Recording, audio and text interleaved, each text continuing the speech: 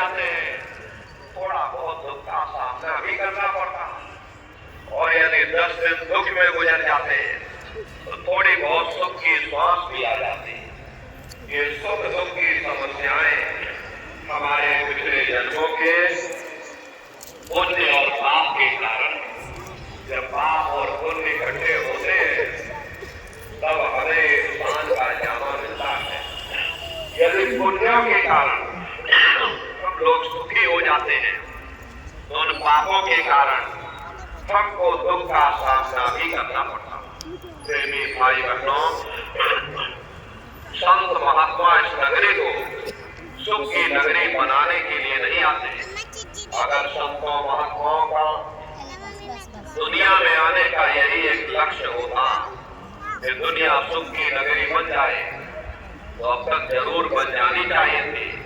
इतिहास गवाह है, हर कौम, हर मजहब में, हर मुल्क, हर वक्त में किस किस चोटी के महात्मा आए, लेकिन उनके आने के बावजूद ये दुनिया आज तक सुख की नगरी न बन सकी।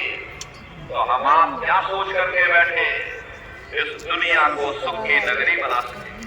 प्रेमी भाई बहनों, इस दुनिया के कांटे बांटे हम चाहे कितने भी क्यों न इकट्ठे कर लें, कभी कामयाब नहीं हो सकते। अगर हिम्मत करके हम अपने पांवों में ही जूतियां पहन लें तो दुनिया के कांटे हम पर असर नहीं कर सकते। ये सुख दुख की समस्याएं हमारे पिछले जन्मों के पुण्य और पाप के कारण है। जब पाप और पुण्य इकट्ठे होते हैं, जब हमें इंसान का जामा मिलता है, यदि पुण्यों के कारण हम सुखी हो जाते हैं तो उन पापों के कारण हमको दुख का सामना भी करना पड़ता है। प्रेमी भाई बहनों, संत महात्मा इस नगरी को सुख की नगरी बनाने के लिए नहीं आते। अगर संतों महात्माओं का दुनिया में आने का यही एक लक्ष्य होता कि दुनिया सुख की नगरी बन जाए, अब तक जरूर बन जानी चाहिए थी। इस दुनिया के कांटे बांटे हम चाहे कितने इकट्ठे कर ले, कभी कामयाब नहीं हो सकते। लेकिन अगर हिम्मत करके हम अपने पांवों में जूतियां पहन लें, दुनिया के कांटे हम पर असर नहीं कर सकते।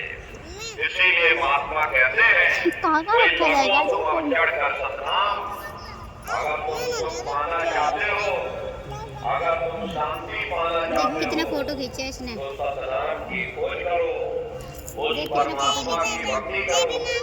क्योंकि जितना समय तुम्हारा ये ध्यान उस मालिक की भक्ति में लगा रहेगा, हम दुनिया में 2-4 दिन जरूर सुख हासिल कर सकते हैं।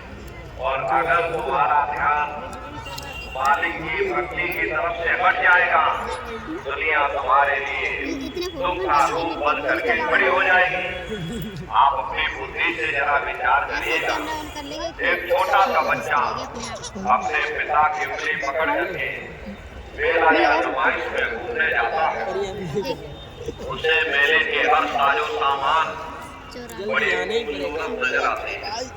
किसी जगह खेल खिलौनों की दुकानें लगी हुई है, कई गुड्डे गुड़ियों की दुकानें लगी, कई मिठाई और पकवान की दुकानें लगी। वह बच्चा सोचता है कि शायद ये खुशी हमको मेले के साजो सामान से प्राप्त हो रही है। और अगर भूल करके भी वो बच्चा अपने पिता की उंगली छोड़ देता तो साजो सामान उसी जगह रहता। लेकिन बच्चा रोने चिल्लाने तब उसे खुद ब खुद महसूस होता है कि खुशी हमें तभी तक प्राप्त हो सकती जब तक हमने अपने पिता की उंगली पकड़ रखी। अरे हमारा पिता कौन है? वो परमात्मा है, वो परमेश्वर है जिसने अंड खंड ब्रह्मांड की रचना की। जितना समय तुम्हारा ध्यान उस मालिक की भक्ति में लगा रहेगा, हम दुनिया में 2-4 दिन जरूर सुख हासिल कर सकते।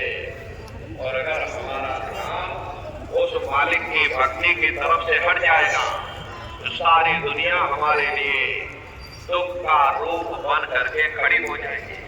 इसलिए प्रेमी भाई बहनों, चारों तरफ से ख्याल से